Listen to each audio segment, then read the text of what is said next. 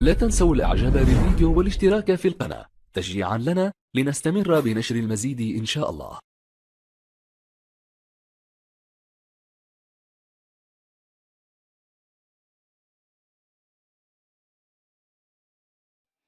ازيكم يا احلى متابعين في الدنيا يا اخواتي وحبايبي وكل حاجه. اعمل لكم النهارده مش هعمل لكم هنحضر وصفه كده ان احنا نخزن فيها البسله بتاعتنا. وطبعا كلنا عارفين تخزين البسله وعارفين هي بتتخزن ازاي، بس انا ليا طريقه كده وتكه كده هنحطها مع بعض وهنشوف هتبقى شكلها عامل ازاي. وهنعينها في التلاجة بقى عشان رمضان وانتوا طيبين، وعشان ايه تفضل عندنا موجودة طول السنة.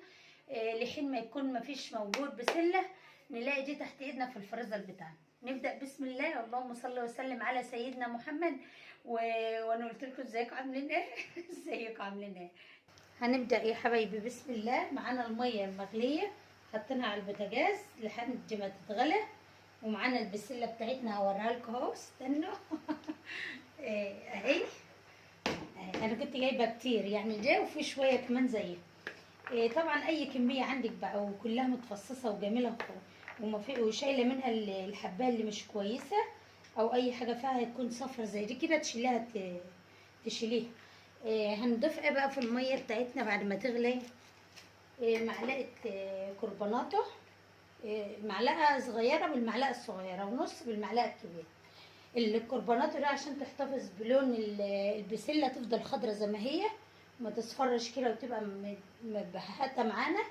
وهنضيف معلقتين سكر او 3 معالق كده اهو، وهنضيف معلقه ملح كبيره كده اهو، وهنقلبهم ببعض.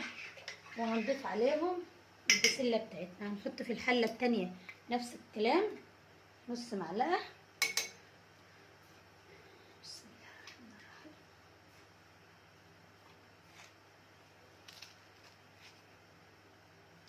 معلقتين سكر ومعلقه ملح. وهنشوف بقى ايه يا حبايبي، واقول لكم بقى على حاجه واحنا شغالين كده. مفيش جزر يتحط على البسله علشان ما تعملش لها طعم وحش، بتبقى لها طعم مش كويس. الجزر تسيبيه لما يكون هو فريش لوحده او تفرزيه لوحده. يعني هبقى اعمل عشان مش موجوده عندي دلوقتي، وفي اي حلقه من الحلقات هقوم ضايفه معاكم ايه تخزين الجزر. كده هنقص بس الميه شويه واقوم ضايفه الباقي. هضيف بقى شويه الباقيين وهبقى ارجع اعمل الكميه اللي عندي بقى كلها بنفس النظام اللي كده، لان لسه عندي ايه شويه قد الحله دي. وطبعا اللي هي الرفيعه بقى بتعمل على الوش كده. تمام، هتاخد غلوه واحده معانا ونطفي عليها.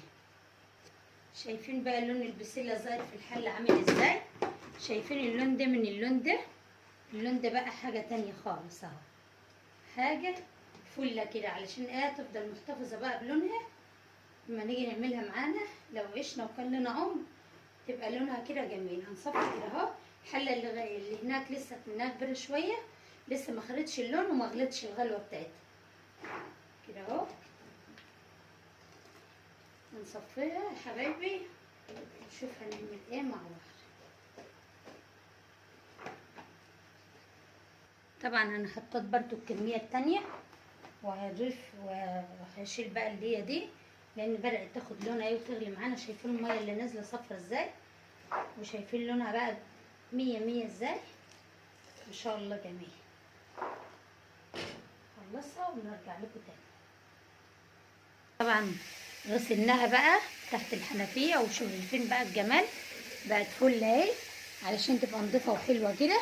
وطبعا الميه كانت سمرة فيها خالص ومنزله سمار وصفار وكده يعني، لكن كده بقت عسوله اهي. هنسيبها تتفرد بقى على الصينيه بتاعتنا بعد ما غسلناها بالميه البارده من الحنفيه. ونقوم بقى يا حلوين اهي بالمصفى اهي، نقوم نحطها بقى في كيس التلاجة بتاعتنا كده ونظبطها لما تبرد يعني، ونعينها بقى لما تبرد. طلع من الكيس الهواء ونعينها.